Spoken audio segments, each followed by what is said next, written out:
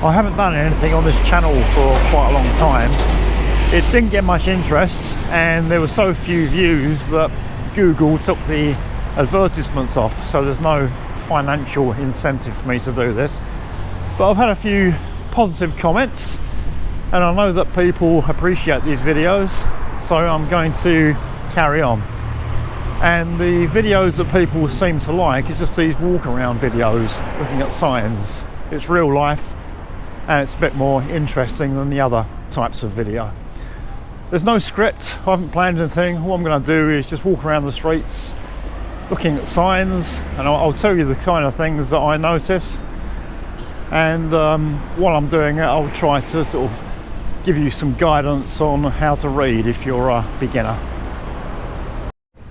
This sign here we've got Gogai Rorua, and that's a consonant cluster, so that makes a gr sound. Then we've got the oang vowel, like an o, and then bo by mai. And bo by mai, as an initial consonant, it makes a b sound. As a final consonant, it makes a p sound. So that's grop. And then we've got another rorua. Underneath that is the sara u vowel, always written below the consonant. And then final consonant is the bop bo blah, and again as a final consonant that makes a p sound, so it actually says grop roop, and that means a picture frame. And there's actually quite a lot of these shops in Thailand.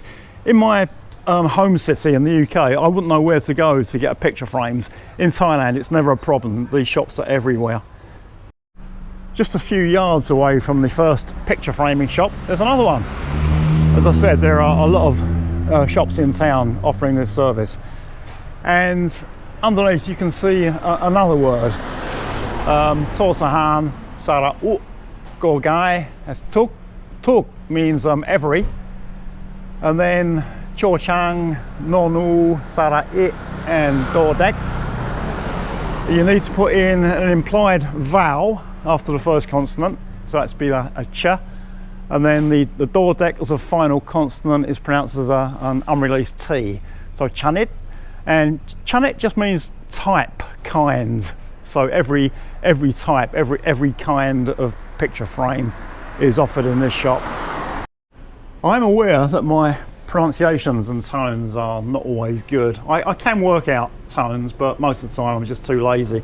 But when I read signs, I'm more interested in just getting the meaning rather than the correct pronunciation.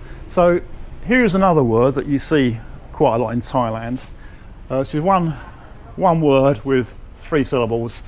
So the first syllable here, we've got the loling, the L consonant, and then the oang here. And this character can be used as a consonant or a vowel. In this word it's used as a vowel. And then the final consonant on this first syllable is totao. As an initial consonant that makes a sound between a D and a T, and as a final consonant it makes an unreleased T sound, so like lot. The second syllable, we've got a vowel combination. So Sara A and the oang here, which go on either side of the consonant or the consonant cluster, make an sound. And in the middle we've got another do dao. So this syllable makes a kind of duh sound, so lot duh. And then the final syllable, rorua, is the consonant, and with the sign before which had a rorua, it just looked like an English S, and this is quite common on Thai signs. It confused me at first. If you see something that looks like an S, it's actually a rorua. Here it's written correctly. The other one that confused me initially was letters that look like a backward C. That's actually what wan. We might see that later in another sign. So final syllable, we've got the rorua, R initial consonant, and then the vowel that's written above it is sara E. So without this little line, it will be a sara it, like an I vowel. And with this little line, it has the long E sound, and it also uses the first tone mark. So this word actually says lottery. Again, it's an English word that's been transliterated into Thai. Thais are very big on the lottery. Here's another sign that may or may not be useful to you.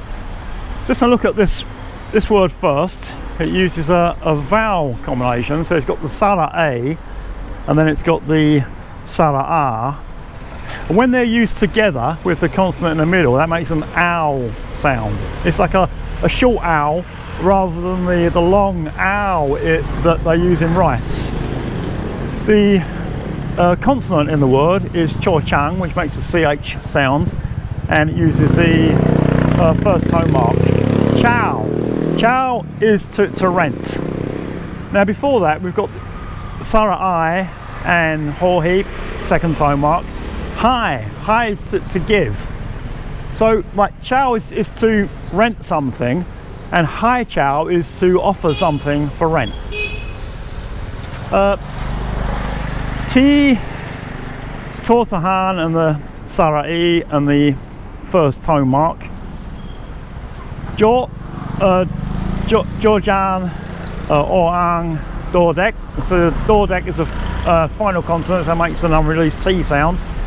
Jot is to park, and again this is a raw, which is written as an English S, and this is a tortung, one of the T consonants. Rot, rot is like a vehicle. Jot is to park, and like T is a place. So this place is actually offering parking spaces. Hai chow, ti jot rot. Rai, this is another raw here.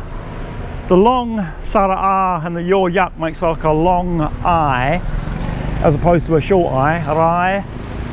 And here, this second word, it begins with a dordek, the D consonant, and we've got a vowel that surrounds it. So the sara a here, the oang here, and this sara all make one vowel. It's like an and the final consonant is the no n consonant.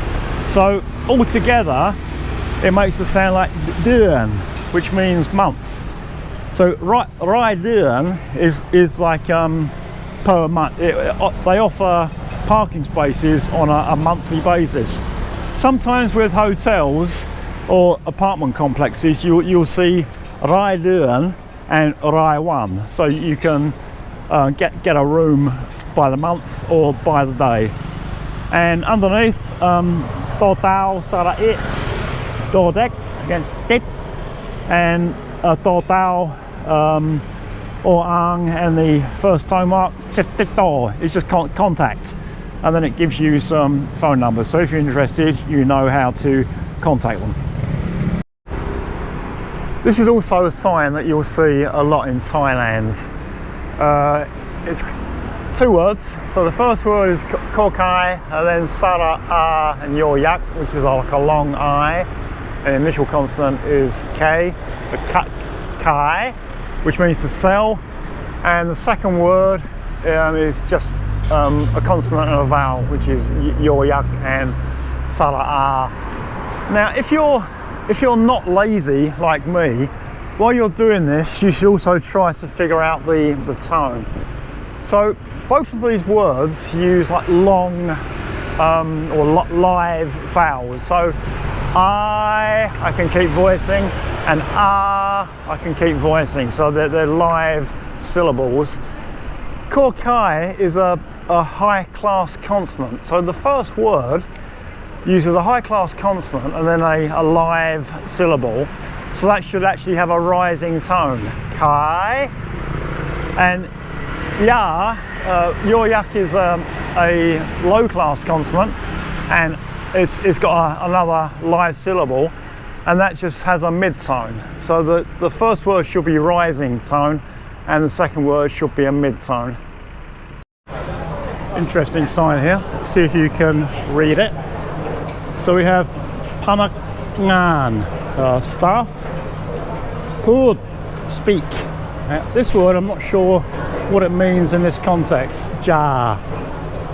Supap is polite, and my supap is impolite. So if the staff speak impolitely, this word here, bodyguard, service, and pratapjai is to be impressed. My pratapjai is not to be impressed. So if the staff speak impolitely, or if the service is not impressive, then you can telephone this number. My feelings on today's video is that I was just going too fast. There's a huge amount of information to unpack, and YouTube videos can't be too long. You know, people just get bored. So you're trying to unpack all that information into like a short video. So I'm going very quickly, and I'm not sure if people will be able to keep up. And another problem is that as I'm doing it so quickly, and I'm outdoors, I'm not at home, I've got no reference materials, I might make mistakes myself. So I'm not sure about the value of videos like this. Anyway, let me know in the comments, and if you've got any questions, again, just put them in a comment and I'll do my best to answer. Thanks for watching.